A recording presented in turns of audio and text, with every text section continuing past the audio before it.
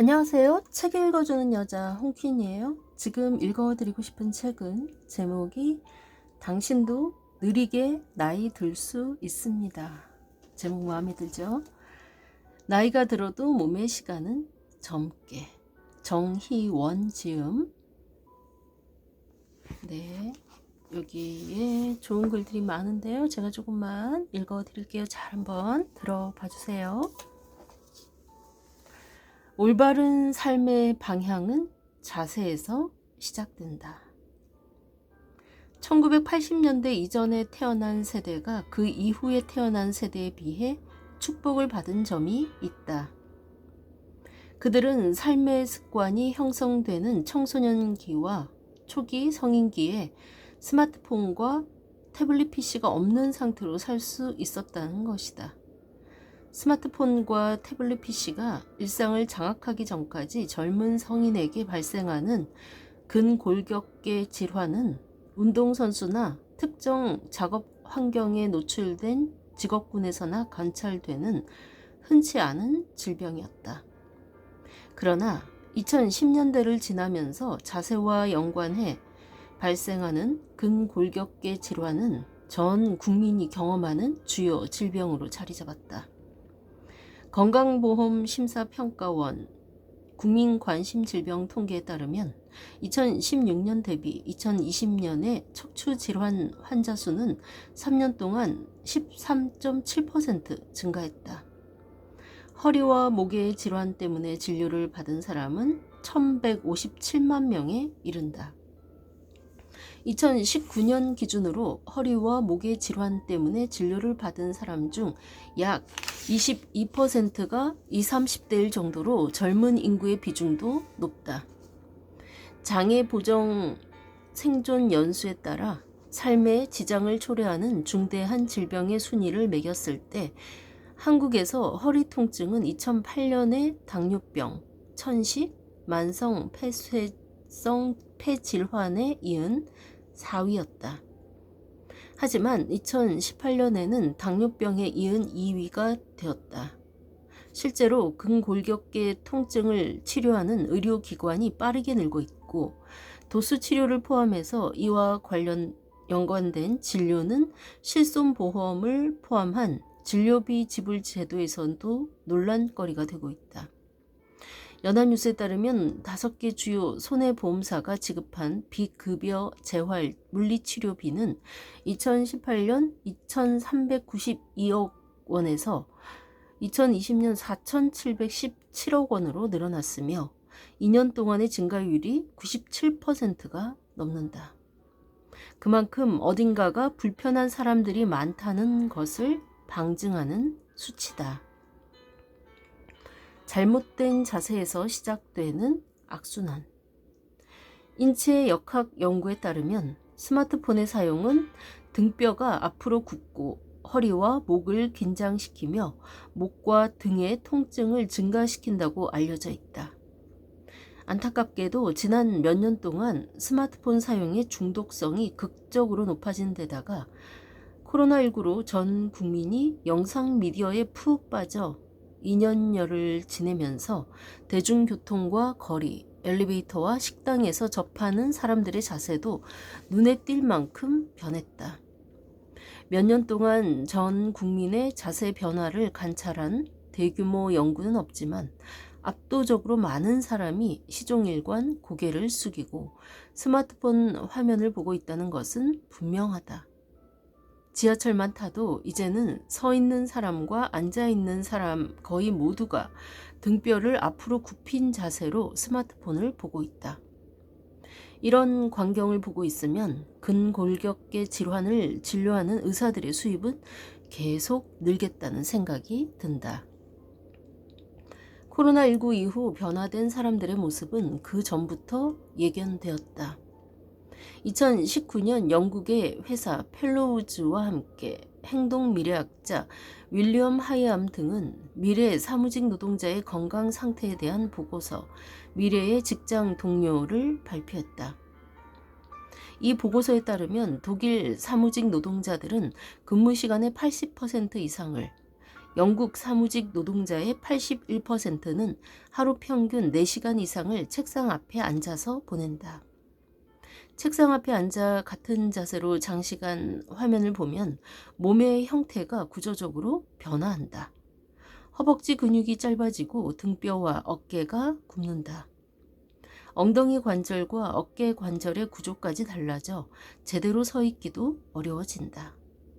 여기에 정상적인 신체 활동의 감소에 따른 근력 저하, 증가하는 업무 시간과 스트레스로 인한 수면 부족과 피로, 통증, 그리고 줄어드는 식사 시간 등이 이를 더 악화시킨다. 하이암 등은 이러한 예측을 바탕으로 사람만한 실물 크기의 인형 엠마를 만들었다. 굽은 등뼈, 그를 보상하는 목의 긴장과 둥글게 흰 어깨, 볼록 튀어나온 배, 부종이 생긴 팔과 다리는 가속 노화 생활 습관의 스마트 기기 장기간 사용이 더해졌을 때 일어나는 체형 변화의 결과와 정확히 일치한다. 사람의 자세는 근골격계 질환을 넘어서는 광범위한 파급 효과를 불러온다. 몇몇 연구에 따르면 똑바로 앉은 자세를 유지하면 긍정적인 마음을 가질 수 있고 인지 기능이 좋아질 가능성도 있다. 또한 스트레스 상황에서 자존감을 지켜주고 우울감을 줄일 수도 있다. 우울감이 있으면 자세가 구부정해진다는 고전적인 관찰 결과와 함께 생각하면 자세와 인지, 기분은 상호작용할 가능성이 높다. 이렇게 머리와 몸이 연결되어 상호작용한다는 개념이 바디 피드백이다. 이에 따르면 나쁜 자세를 유지하는 경우 동일한 영양 섭취와 운동 습관을 유지하더라도 배는 더 볼록해지고 팔다리는 앙상해질 가능성이 높다. 안타깝게도 편하고자 하는 사람의 본성은 이 문제를 근본적으로 해결하지 못하고 더 오랜 시간, 더 많이 고통받는 방향으로 이끄는 것 같다. 스마트 기기 사용을 줄이고 체계적으로 근력 운동을 하며 수축된 근육을 스트레칭으로 늘리려는 등 능동적으로 노력하기보다는 주사나 마사지, 물리치료, 진통제와 근이완제 같은 일시적이고 수동적인 해소 방안을 찾는 것이 그 예다.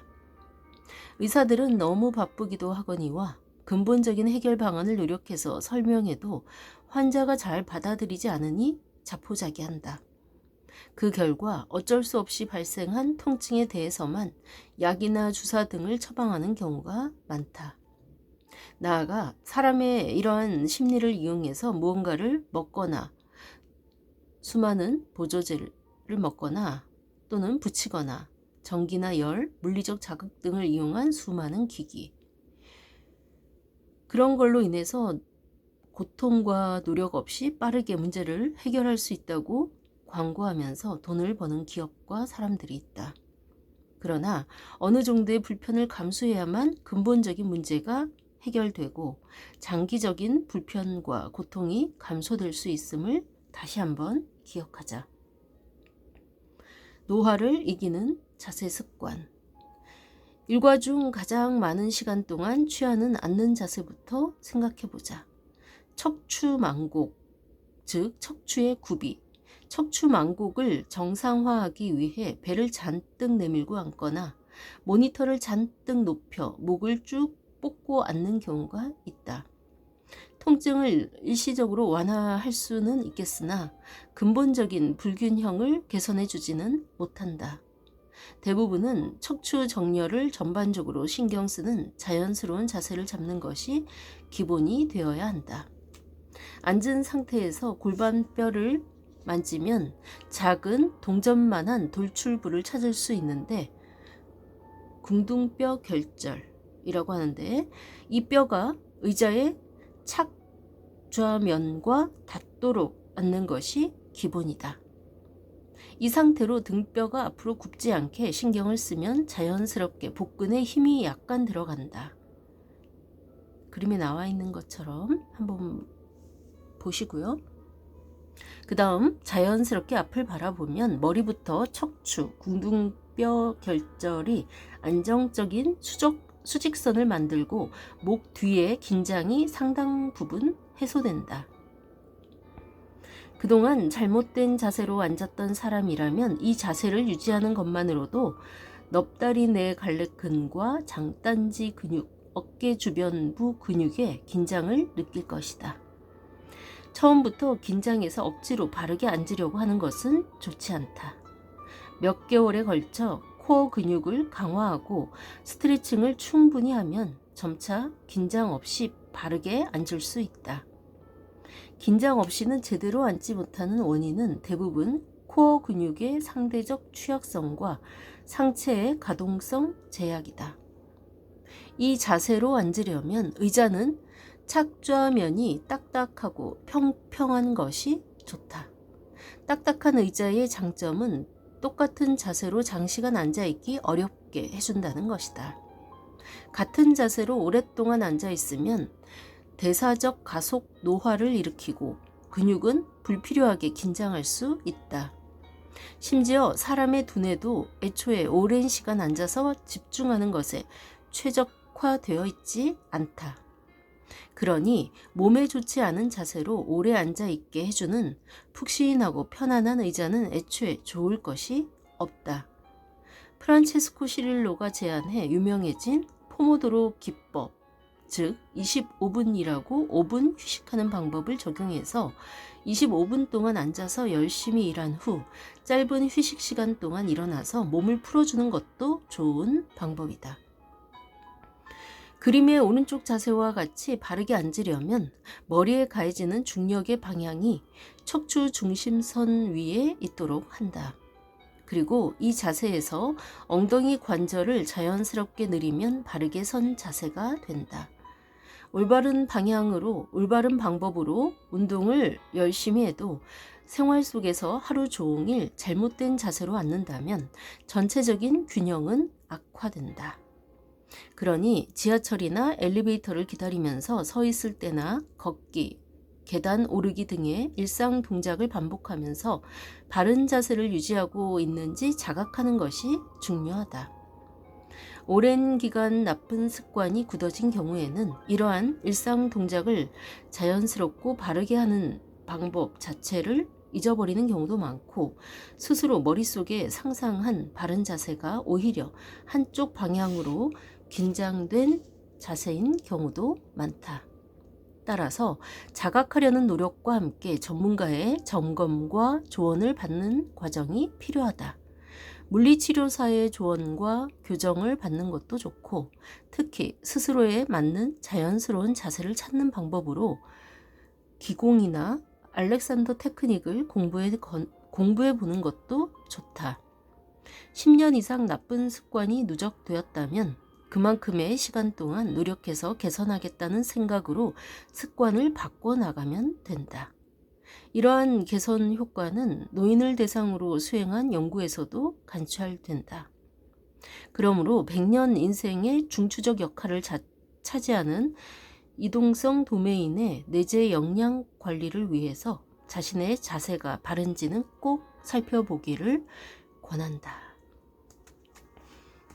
네, 여기까지 읽고 나머지는 여러분이 꼭 읽어보시길 바랍니다. 좋은 자세 습관과 운동 습관에 관한 글들이 잘 나와 있는데요. 네, 이 책 당신도 느리게 나이 들 수 있습니다. 네, 모두가 바라는 바이지 않을까 싶은데요.